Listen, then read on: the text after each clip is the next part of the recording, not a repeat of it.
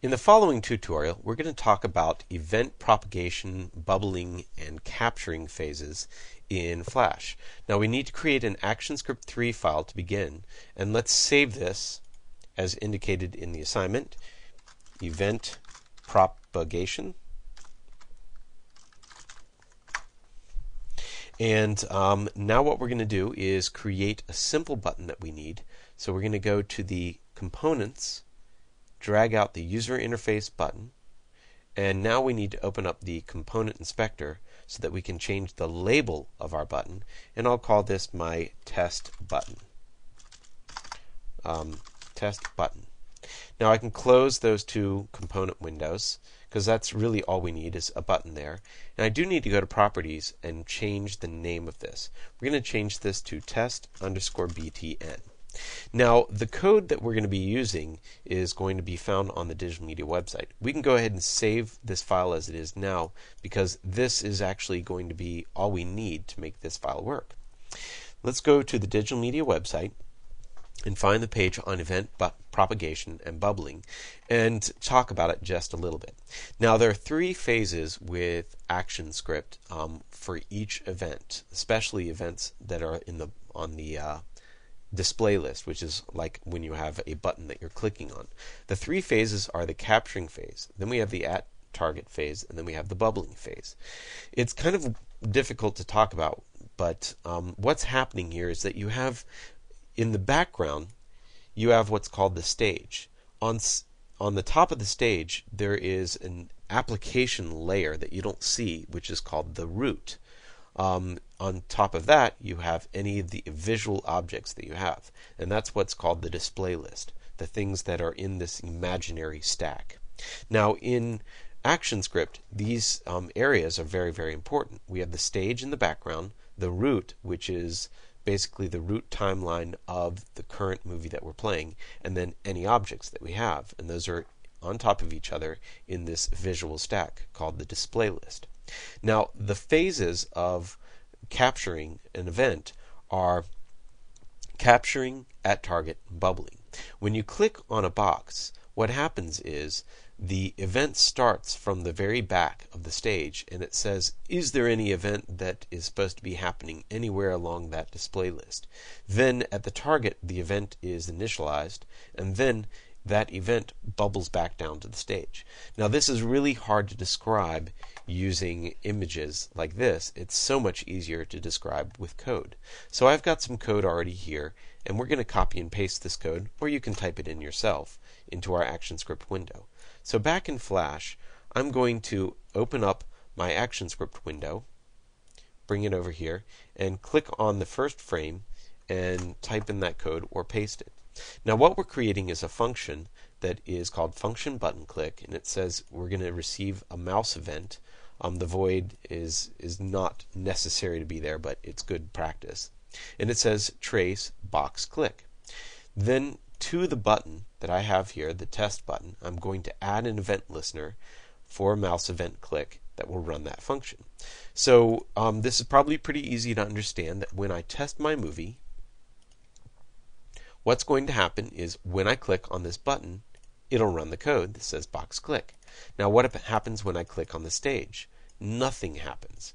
It only will output this message when I actually click on that button.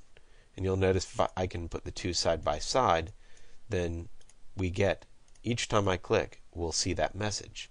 Well, what happens if we attach this function to the root timeline or to the stage?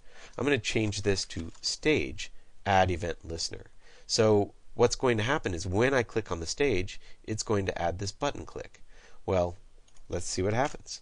Do Control Enter, and now click on the stage, and you'll see anytime I click on the stage, it'll run that function called box click. Let's click on the button, and you'll see that it also runs the box click. And that's because of the capturing that's happening. What's happening is this event is being captured even though I'm pressing on the button. Since the event is applied to the stage, which is behind the button, in the part of the stage, the display list, that code is also being applied to the button because of what's called propagation. And that is, this event starts at the button and then bubbles back down all the way to the stage where that event is. And propagation is something we use to describe that it's going through that stack back down. And what we're going to do is eventually stop that. But we need to kind of go on with our code first.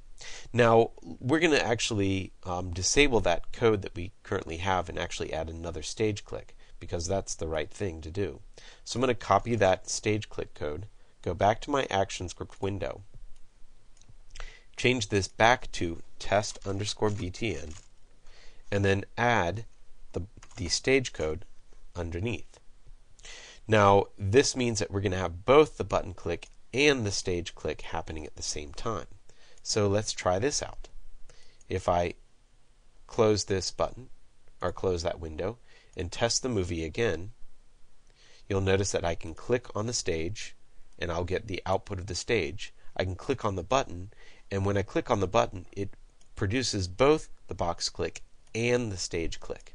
Now notice the order of them. It runs the box click first, and then it runs the stage click second. And you'll notice that we have them in that order as well. The button click here, and then the stage click is second. Well, I could change the order of these, and I would still get the same effect. And the reason why is because the event is happening first at the button level, because that's what I'm physically clicking on. And then that event is bubbling back down to the stage, and then running the stage event second. Well, if I really want to play with this, I can actually make the stage event run first by setting the capture to true.